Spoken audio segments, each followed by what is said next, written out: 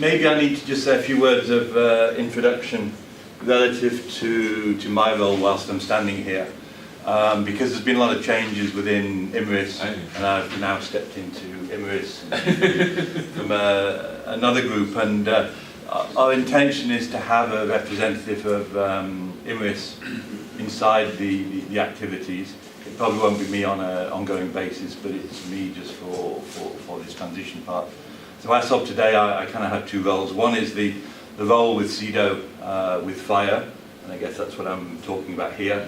And the other hat I have is with IMRIS. And what's happened in the last week or so is it's been announced we're going to combine what used to be called Kernios, which makes calcium aluminate cement, with what used to be called IMRIS refractory minerals, which has aggregates like chamot, andalusite, and high alumina and clays, into one entity to be known as IMRIS Illuminates. So it's that entity which will be participating as part of ATHOR, and we just need to find somebody from the science and technology group who has time to participate. Because I'm kind of an apology, I'm painfully aware of the contribution we've made to date as being limited, too limited, partly induced by the change that's been going on. Partly induced by the organisational flux we've been through. Hopefully that will clarify now, and I don't want people in the room, either from the industrial side, the academic side, or the student side, to think that we're not involved and not interested. Yes, we are, and yes, we will be. Okay, so come back to work package 6, which is about proactive knowledge dissemination, industrial liaison, and outreach, which is kind of a large, encompassing subject. Some ideas I thought about that perhaps we can discuss, and if other people have got other comments, we can build on them. But if we talk about proactive knowledge dissemination, coupled with a part of outreach, I think the Centre of Science will talk probably at the end of this part, so I won't dwell on that part. I'll talk more about the industrial liaison and outreach within the industrial activities of this entity and within fire. So I think that there's a couple of things we can imagine to do. And of course we have to balance the frequency of what we do with the generation of data and not overload everyone on both sides. But I think there's a number of events that we have already in place, and there's probably a number of things we can create to help facilitate what we do and get our knowledge out there. Because I think ATHOR for sure is a huge and impressive activity within the bigger refractory world.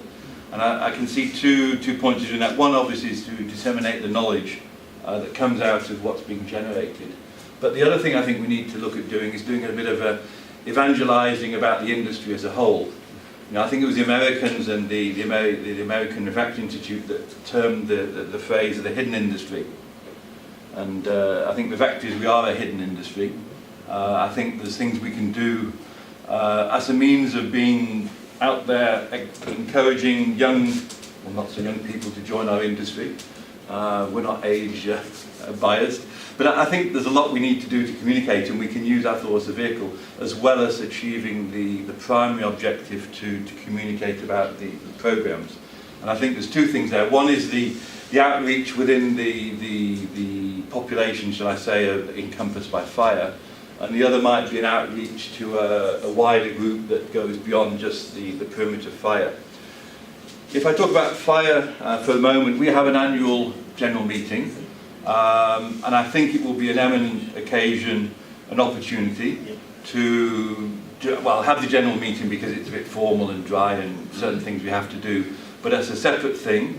The advantage being that we have all the industrial and academic partners, obviously the people in this room, but a wider group of people, and we can invite external people along, but we have a kind of seminar where we'd invite the ESRs. Now, probably we have to do it on the basis of who's ready to communicate something and not kind of do it on a systematic 1 to X ESR, but really because if we said half a day for a seminar, something like that, to kind of make it meaningful, I think we probably wouldn't want to go 1 to X in a systematic manner, everyone. For sure, if everyone's got something to communicate, we'll find a way of accommodating that, but to try and make it a bottom-up thing in the sense that we would ask the ESRs to come forward and say, we've got this to share, and we could build a program and kind of have a half-a-day seminar.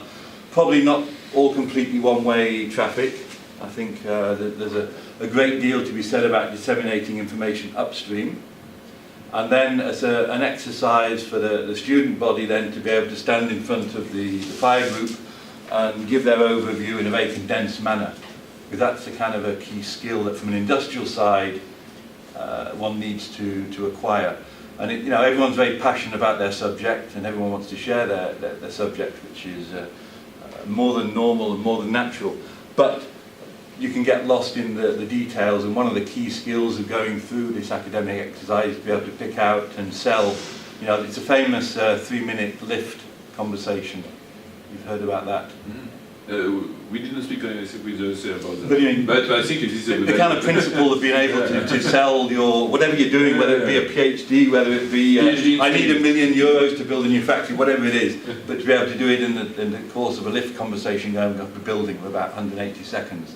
Now, I'm not saying we adopt that as a formal thing, but I think from the industrial part and the outreach side, it could be a useful experience both ways, because the advantage then for the presenters is if you did it in a short space of time, it doesn't have to be 3 minutes, but a short space of time, then it needs time to have an interaction, and then you get real feedback from the industrial people about what your work is and what people are saying, and have you thought about this, have you thought about etc. Whereas if it's a 15-minute monologue of what you're doing, then there's somebody there with a watch saying, time up, next. And it's okay for a presentation exercise, but as Torsten showed earlier, you're going to get opportunities to do that. And I think if we want to have liaison and outreach with the industrial group, it's got to be a two-way interactive thing. So the kind of format I was thinking about was something along those lines. Then we will link in with what the Centre of Science are doing in terms of outreach. And one of the other things that I think we can do very usefully is we have within Fire a very good relationship with the Refractories World Forum. Yeah, of course. We are publishing books with them. They support us on the communication side. And I think we can talk to them and channel communication outwards through them as a preferential entity to get information out through web, through social media and the like. And I think on the one hand they're perhaps more, shall I say, in the traditional communication of printed and online media in the kind of classic format, but we can use them because they're very well and read within the refractory world, whether it be on the raw material side, the producing or the using side. And I think we can preferentially work with them, but I think we should also think about other ways of communicating. People say I'm a bit older and there's younger people out there more flexible and used to social media, and I think there's something we can build on in that sense of using the social media channels to funnel people through to, for example, Refractory World Forum, articles, press announcements and that type of thing. And it's probably quite a good way of getting our message in terms of knowledge dissemination with an industrial liaison, which can be formal and informal on an outreach basis. And then the last point, the third point, so three things. One is the Fire AGM meetings, seminars. Secondly, to see how we can leverage through the Refractories World Forum and with people here in terms of social media to have a dialogue going and disseminate information. And I think that's really about, first of all, getting the message out of what is refractories as an industry, and secondly, how your activity is and why your activity is important in that bigger context. Think about how we can organise industrial seminars on a smaller scale as part of the outreach. Obviously within Fire we have an opportunity around the AGM because we normally have all the industrial and academic partners, but there's probably other things we could imagine to do when industrial members get together, whether it be to tag on to one of the existing Fire projects and do something, but I think that needs some thinking about. And what I'd like to do going forward is with the relevant people with you to try and build some sort of program communication-wise that we can then interact on, and everyone can say, whoa, it's too much, or we need to do more, because communication is difficult. It's something we need to be proactive with. Across the spectrum of who we're trying to disseminate the knowledge, and then the industrial liaison to try and figure out how we can have seminars with the industrial group, one industrial group or several industrial groups, and share information that way. So I think that there's a lot we can do. What we need to do over the next couple of months is to kind of pull a plan together and share that, and get people's buy-in and modify if necessary around these things of outreach within the fire community, what we can do within the industrial group, how we can use Refractories World Forum as a vehicle to get our messages out there in terms of press releases and the like. I think we can't underestimate the power of communication in terms of dissemination and outreach. Maybe about that point, we indicated the proposal about a newsletter, but maybe instead of having a newsletter as a lone document, maybe it could be a good idea to put that in word form. Maybe they could be interested in such way. I think a newsletter is a great thing to be done. We could perhaps then take parts of the newsletter and disseminate it in small blocks, you know, because we're all in the world of the famous soundbite.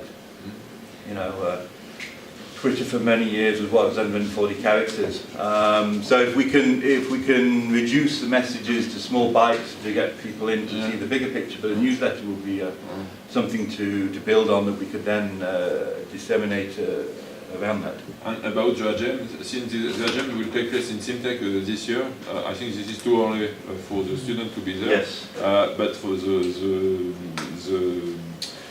for next year it will be in Japan. So for sure, probably most of the students will move to Indonesia. So probably the AGM will take place in Japan. I think it's more than likely. But I think if we want to talk about practicalities, where we put the AGM, we will think with CEDO and the membership a little bit to try and indicate that and make it as encompassing as possible.